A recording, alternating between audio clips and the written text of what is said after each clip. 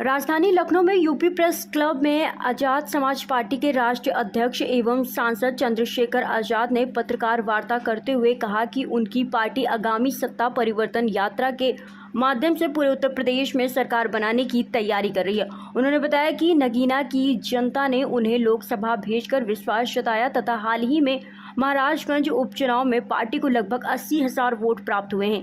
उन्होंने कहा कि पार्टी प्रदेश की सभी 403 विधानसभा सीटों पर सक्रिय रूप से काम कर रही है और बेरोजगारी, बिजली दरों में वृद्धि, पेट्रोल डीजल की कीमतें, भ्रष्टाचार और महिलाओं की सुरक्षा से मुद्दों को लेकर जनता के बीच जाएगी। चंद्रशेखर आजाद ने कहा कि सत्ता परिवर्तन यात्रा के जरिए वे पूरे प्रदेश में जनता से संवाद स्थापित करेंगे और बेहतर परिणाम की उम्मीद रखते हैं। वहीं बाबा साहब डॉक्टर भीमराव अंबेडकर के अस्थि कलश को विधानसभा के सामने से स्थानांतरित करने के मुद्दे पर भी उन्होंने कहा कि ये बहुजन समाज की आस्था से जुड़ा विषय है और इसे हटाने नहीं दिया जाएगा। उन्होंने इसे लेकर आर पार की लड़ाई लड़ने की बात कही। इसलिए तो उनके सशक्तिकरण की बात चल रही है। जैसे महिलाओं को आपने दिया है, मैं तो अकेला ऐसा सांसद था जिसने डिमांड की कि 50% देना चाहिए। आधी आबादी को 33% क्यों? झगड़ा क्यों करा रहे हो? संख्या के आधार पर तो उनको आधी आबादी तो 50% दो। लेकिन सरकार के लोगों ने झूठ बोला है कि ये महिला आरक्षण बिल का विरोध किया विपक्ष ने। सच ये है कि हम परिसीमन बिल का विरोध कर रहे हैं। महिला आरक्षण बिल तो पास हो चुका है 33% 2023 में। मैं तो मांग कर रहा था कि 50% देना चाहिए। उनमें अति पिछड़ी जातियों को, पिछड़ी जातियों को, शेड्यूल कास्ट, शेड्यूल ट्राइब को, अन्य धार्मिक अल्पसंख्यक में मुसलमान को, जैन को, सिख को, सबको, महिलाओं को देना चाहिए। लेकिन सरकार के लोगों ने झूठ बोला।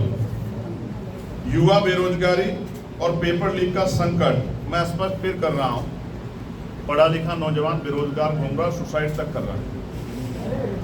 वो कैसे कैसे अपने माता पिता से कर्ज, उनके माता पिता लेके, जमीन बेच के, घर गिरवी रख के उनको पढ़ाते हैं। लेकिन नौकरी कहाँ है? रोजगार कहाँ है? ना के बराबर नौकरी रोजगार है और जितना सरकारी सिस्टम था उसको प्राइवेट कर दिया सरकार ने। इसलिए मैं मानता हूं कि बेरोजगार युवाओं को सुना जाना चाहिए, वरना तो जैसे 6-7 दिन में 20 मिलियन फॉलोवर वाली पार्टी बन जाती है। यदि ये नौजवान सड़कों पे आ गया तो सरकार पे संभलेगा नहीं। बताना चाहता हूँ नौजवान होने के नाते, और अभी तो क्योंकि मुझे रोजगार मिल गया, 5 साल के रोजगार पे मैं हूँ, लेकिन मैं फिर भी ये मानता हूँ कि नौजवानों को रोजगार मिलना ही चाहिए, क्योंकि पढ़ाई लिखाई करा के उनके माँ बाप ने अपना सब कुछ दांव पे लगा दिया। उनकी बहनों के, बच्चों के, भाइयों के, माता पिता के सपने उनसे जुड़े हुए। इसके साथ साथ पुरानी पेंशन योजना ओपीएस को बहाल किया जाए। जब ये सरकार सत्ता में नहीं थी तो ये कहती थी कि हम ओपीएस लेके आएंगे और मंडल कमीशन की सिफारिश से भी लागू करेंगे। लेकिन जब से खुद आए हैं तब से एनपीएस की बात कर रहे हैं, वो भी इतने आंदोलन के बाद। हम ओपीएस की गारंटी देंगे और उसको लागू कराएंगे। किसानों को उनकी फसलों का नुकसान होने पर और जो छुट्टा पशु हैं उनके द्वारा जिस तरह का जो है हमला उनकी फसलों पे हो रहा है, इन दोनों पे सशक्त कानून बने और किसानों को एमएसपी की गारंटी मिले उनकी हर फसल पे। इसकी व्यवस्था हम लोग करेंगे। साथ साथ महंगाई और बढ़ती बिजली दरें, ये तो मैंने पहले लिखा था, लेकिन यहाँ आते आते तो देखिए 10% की वृद्धि हो गई है। एक तरफ महंगाई की मांग वैश्विक स्तर पर जो चल रहा है, सरकार ने चुनाव लड़ा, आज पेट्रोल डीजल के प्राइस में 10-10 रुपए की वृद्धि होगी। जेब किसकी कट रही है? जनता की या मंत्रियों की? जनता की।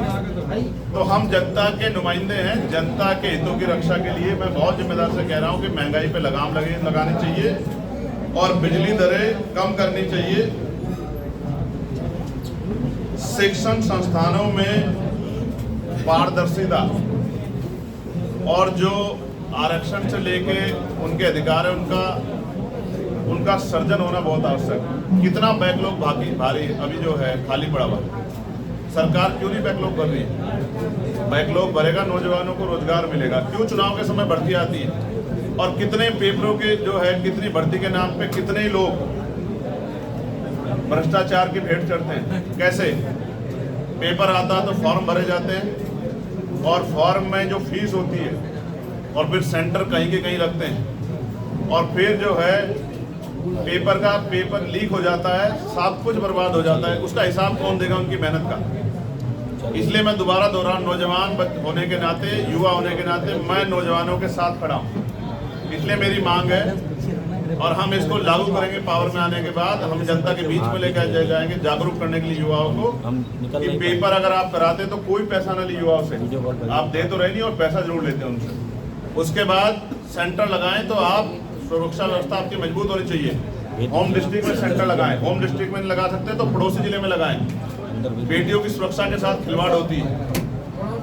आपने देखा पेपर जहां होता है वहां कुंडल भी निकलवाए जाते हैं, चैन भी निकलवाई जाती है, सब कुछ क्या था, फिर पेपर कैसे लीक हो जाता है? इसका मतलब खामी अंदर है और प्रदर्शन आप बाहर की सुरक्षा करते हैं।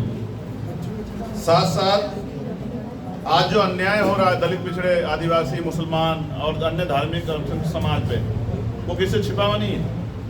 क्या हुआ सूर्या चौहान के साथ नोएडा में,